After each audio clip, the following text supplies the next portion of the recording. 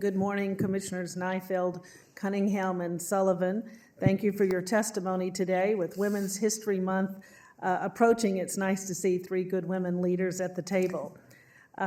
Commissioner Neifeld, I appreciate your leadership and Greg Roberts and your team's work during these very challenging times. New Yorkers with intellectual and developmental disabilities have suffered the consequences of over a decade of disinvestment and are at risk of being cast aside without protection. If I were a doctor assessing our state's crisis, experienced by 85% of the people with disabilities, supported by nonprofits, I would discover the following: the diagnosis of provider agencies hemorrhaging workers. They simply cannot serve the demands of a fragile population in the face of an annual 30% workforce turnover and agency vacancies in excess of 17%. The cause? From a historic and predatory pattern of wage stagnation and disparity between nonprofit providers and their state counterparts. The symptoms? Being rampant and pervasive, with direct support professionals fleeing for better and less demanding jobs in retail and fast food.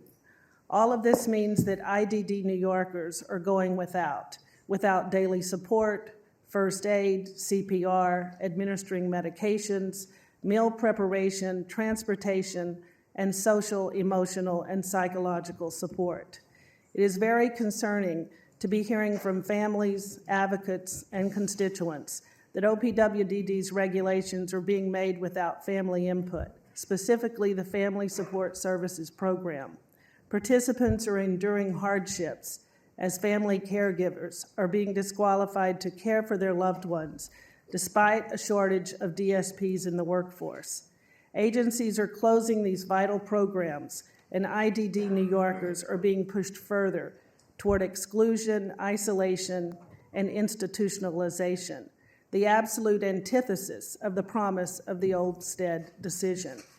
The prognosis is a $100.5 million annually lost by providers, a depleted and anemic system burdened by the increasing rate of inflation and cost of living. Costs are rising, and agencies must maintain benefits, maintenance, utilities, food, supplies, transportation, and insurance. Commissioner Neifeld, in your testimony, you stated there is no single solution to the current workforce crisis. I would suggest that there is a solution, and that is a financial investment in our hardworking workers and workforce. I would prescribe the treatment of implementing no less than a 3.2% COLA to support agency rates and restore care coordination, organizations to offset rising inflationary costs. I strongly reject the 1.5% COLA in the executive budget, which we've already heard so much about this morning from my colleagues. Abandoning IDD New Yorkers and the hardworking professionals who are largely women of color is negligent. We need the life-saving infusion of a direct support wage enhancement that will only begin to move the system toward equity with a $4,000 increase annually to DSP workers that I'm pleased to be sponsoring along with Chair Mannion. The DSPs are a lifeline to people with disabilities who need the dignity of their independence, and workers need the dignity of a fair wage for their skills and care. The system is suffering. I'd like to lead off my questions this morning to Commissioner Neifeld and start with my first question. To close the mid-year budget gap, agencies were to come up with a savings plan as a follow-up. I'd like to know the total amount that OPWDD had to come up with and what programs were impacted by this action. Thank you. All state agencies work closely with the division of the budget throughout the year to monitor our spending, to understand what's happening with our agencies' budgets. I don't know the total off the top of my head related to the mid-year, but what I do know is that there was no impact to the services and supports that we provide to people with developmental disabilities. So there was no reduction in any of our appropriation for services or our Medicaid spend or anything like that. Like I said, I can follow up with you with sort of the specifics in that total, but there was no impact to services for people. Every year we talk about the need for a cost of living adjustment to support programs across several agencies and to maintain services for people. This year, the governor proposed a 1.5% COLA, which is less than half of the consumer price index measure that has historically been used. Are you concerned that this is not sufficient to support programs given the level of inflation? I think that, again, taken in totality, right, with the last 3 years of cost of living adjustments, we're looking at close to 10% cost of living adjustment over the first 3 years that Governor Hochul has issued budgets. And that's, like I said, close to $1 billion going directly to OPWDD providers in the last 3 years. In addition, this year, I mentioned in my testimony that we are doing a rate rebasing, which means that we're looking at the rates that we pay to providers and making sure that they're more reflective of updated costs of doing business. Currently, the rates are based on, I think, 2017 cost information. So we'll be updating that to be much more current, which will also help to provide additional funds going to providers, an additional $350 million on top of the cost of living adjustment that will help offset those increased costs that you've referenced. Are there any efforts to increase the wages for DSPs who work for nonprofit service providers?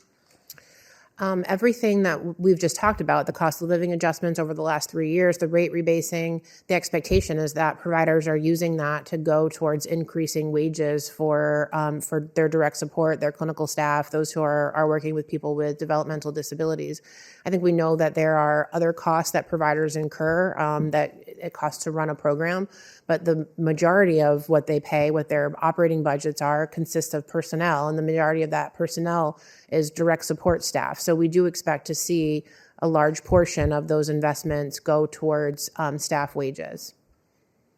But then they're going to be cutting somewhere else and harmed in other areas.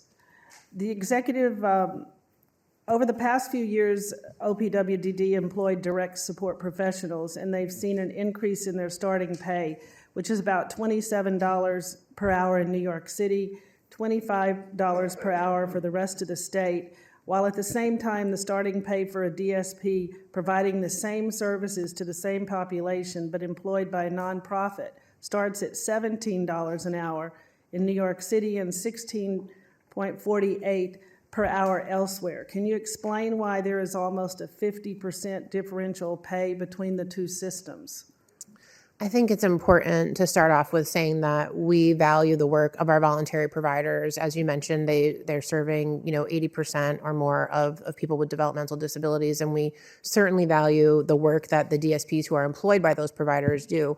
All of the initiatives that I've talked about this morning, the cost of living adjustment, the rate rebasing, our work with the National Alliance for Direct Support Professionals.